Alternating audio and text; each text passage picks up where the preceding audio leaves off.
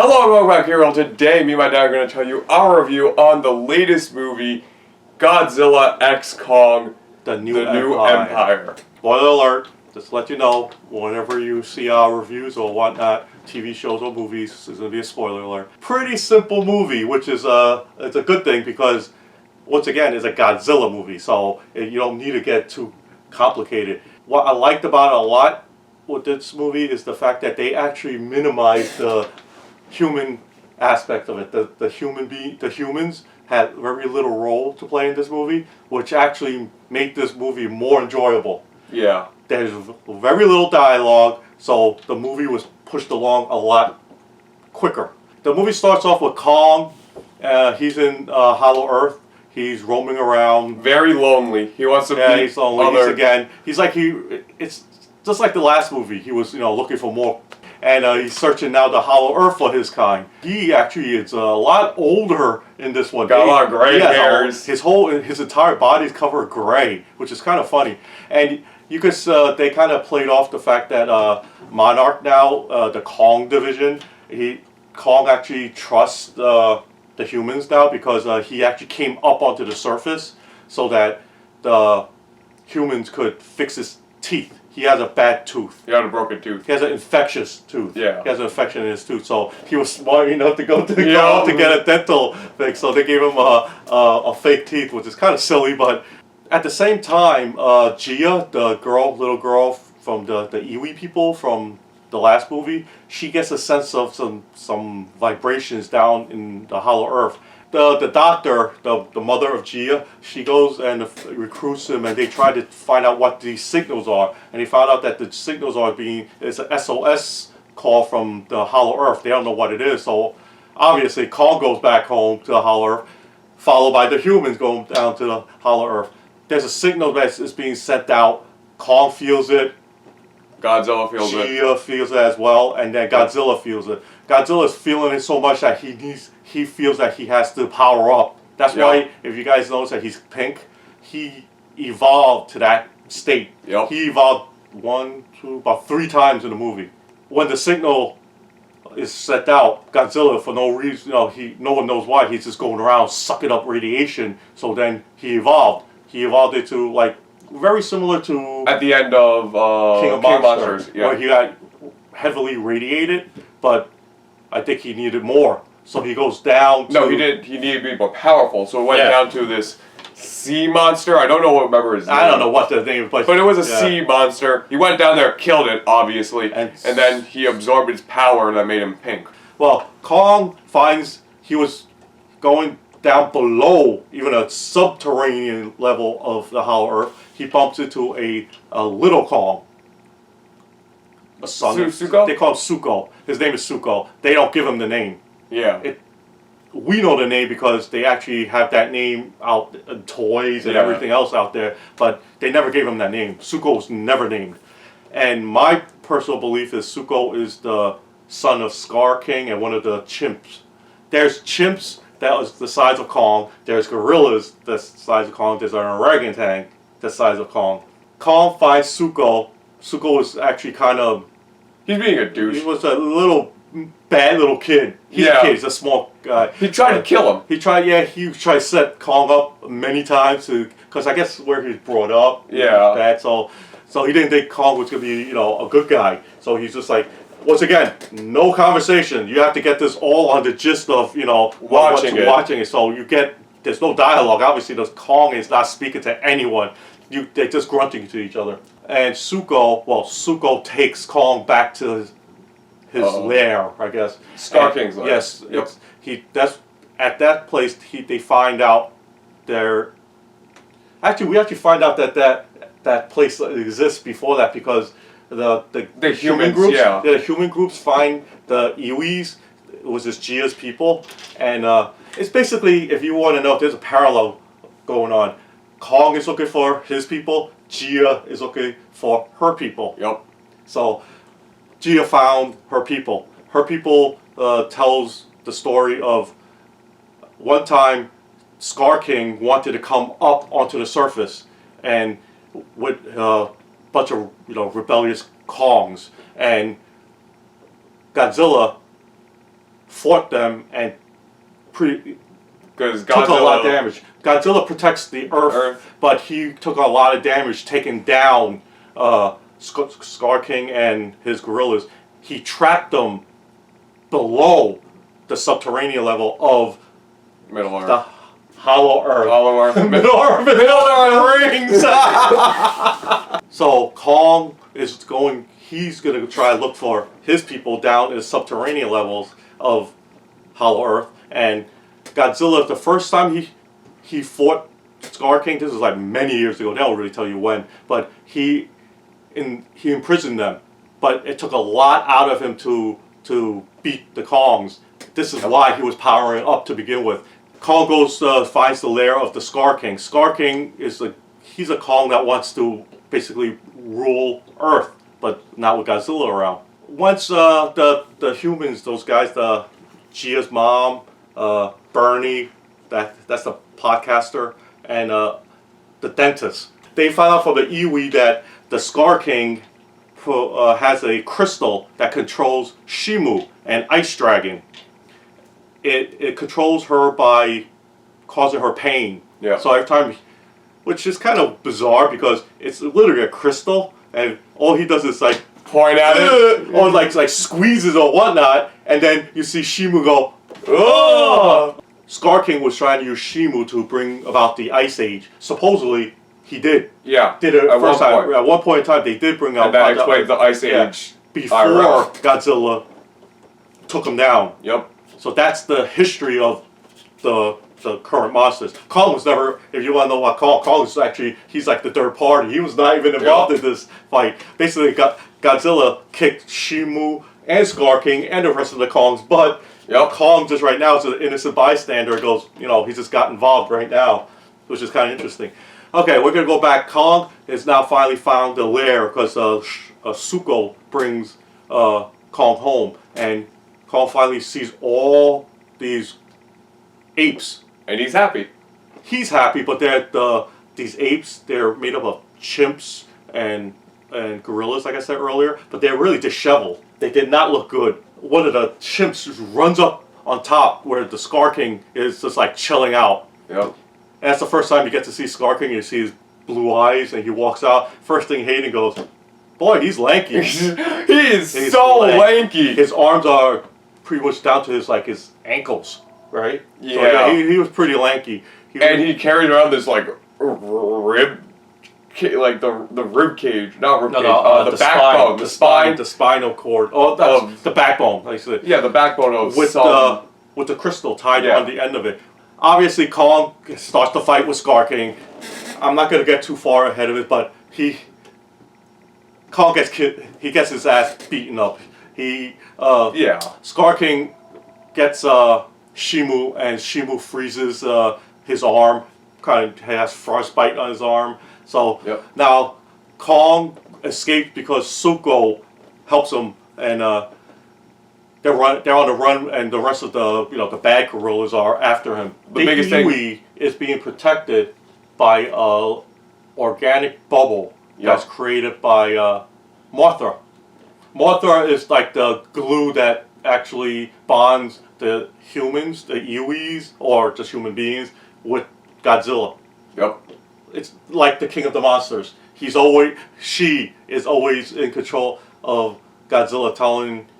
I keep on forgetting what they said. They share like a symbiotic bond, but they're pushing that the whole thing along. It's only that Mothra controls Godzilla, basically. Or they just have this bond, and whatever Mothra says, you have to listen to your wife, right? So it's like boom, he listens. But Kong goes to the humans, and the humans see that he's hurt, and Deus Ex Machina here, because out of the blue, Trapper, who is I guess he's the medical guy, even though he's just a dentist, he goes, oh yeah, we could try the prototype, this big armor thing he could put on his hand. It just happens to be in Hollow Earth, right? Because it happened to be at the destroyed base that they found earlier that, let me mind you, is not destroyed. Yeah, the whole base was destroyed, but the arm, the tech, was fine. That was perfectly fine. This thing takes place like in 5 minutes. Trapper goes and gets the arm, slaps it on Kong.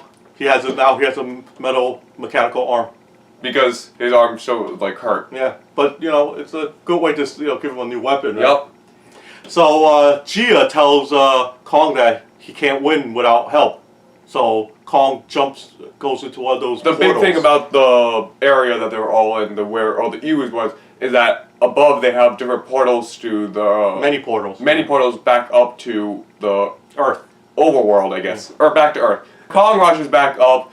He decides to signal Godzilla. Godzilla looks at him, jumps in the water, and they fight in the pyramids in Egypt. It's very funny. That was some nice wrestling moves there. Godzilla put Kong into a suplex and suplexed him on the sands of Egypt. That was awesome. No, I think my favorite scene was Kong looks over, see Godzilla charging at him. He puts his hands up. He goes no, and then he gets rammed. That was really funny.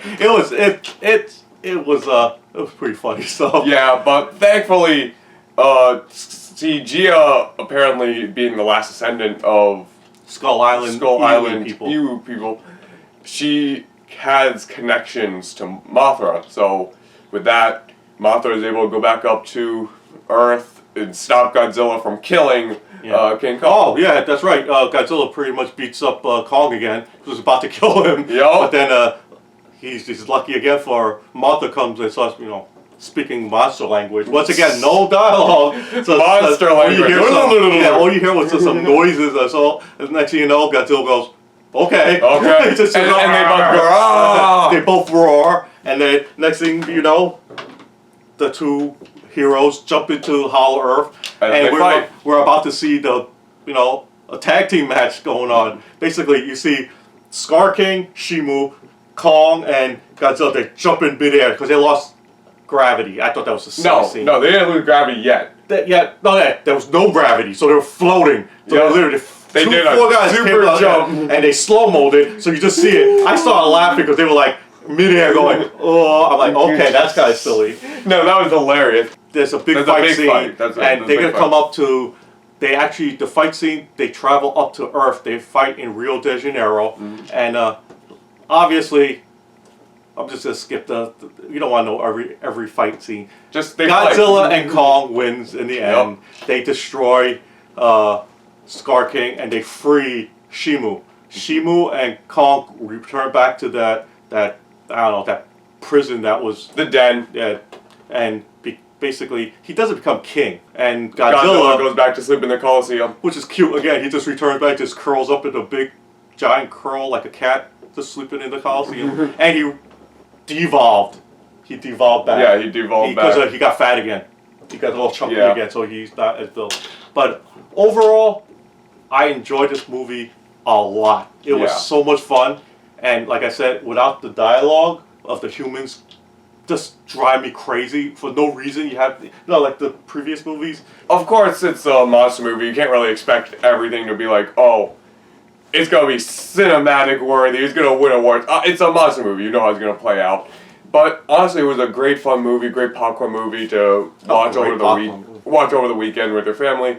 Nothing really too big happens. The producers and Legendary, I think they said that they were scared that it wasn't going to make it because it's just Kong. And I don't think this first Skull Island did very well or whatnot. I don't know. No. But out of the blue, they just decided throwing Godzilla. And I'm like, you're throwing Godzilla? And this is basically a Kong movie with Godzilla in it.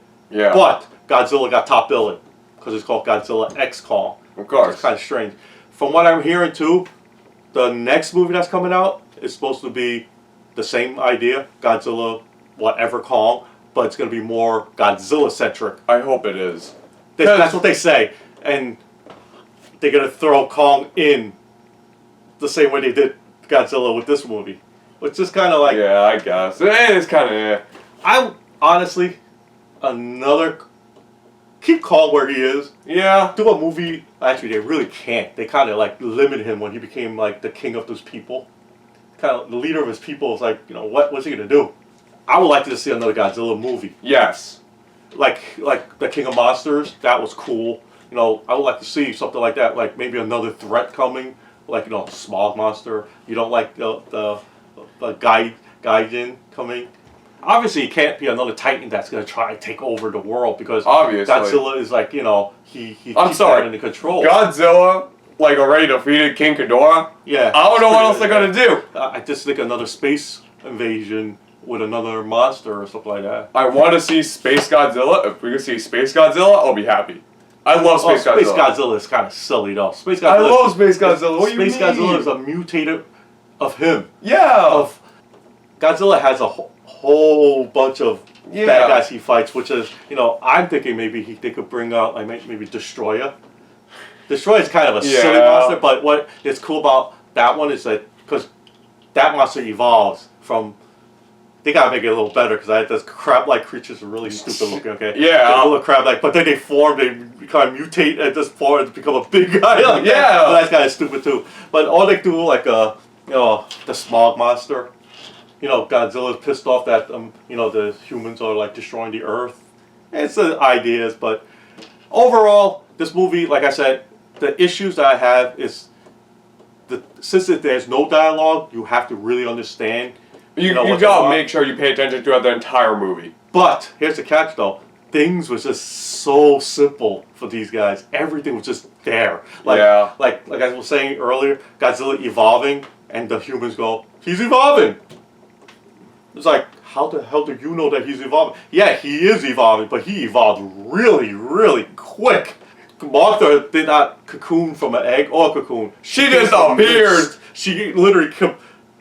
Gia comes up there, reaches out, and she formed from energy, and then she popped back. I'm like, huh, okay. Hey, Martha. I like Martha being there, but, huh? How did she go out? See, those things, little things like that, was just happened, and it was just too easy. A lot of Deus Ex Machina. Yeah, lots of. So, with that said, that's why I can understand a lot of the critics out there that don't like it, but the fans are loving it. It's a fun movie. It's fun. You can bring your family, like Hayden said.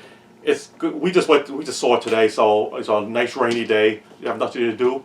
We saw it in 3D. It was 3D. It's good, but you don't really need to. It's not unnecessary. But it's a fun time. It's a good movie. Mm-hmm. I will go see it. My recommendation is definitely go see it. And I agree. Yeah, the critics may not like it, but you'll watch a Godzilla movie. I would say it's a Godzilla movie. It's not going to win an Oscar, but Godzilla -1 won an Oscar. Godzilla -1 is a great movie. But once again, this is not one of those type of movies. You're not going in there for like a Shakespearean experience. You're seeing monsters fight, and if you want to have a good time and it's fun and Godzilla suplex Kong. If you know wrestling, you know what suplex is. So that's just fun time. It was fun. I had a good time. Tell us down below in the comments what you guys also think about the movie, if you did see it, or if you're going to go see it or not. While you're there, don't forget to hit that subscribe button, hit that like button, share it with others, and we will see you guys next time. Have a good day. Peace.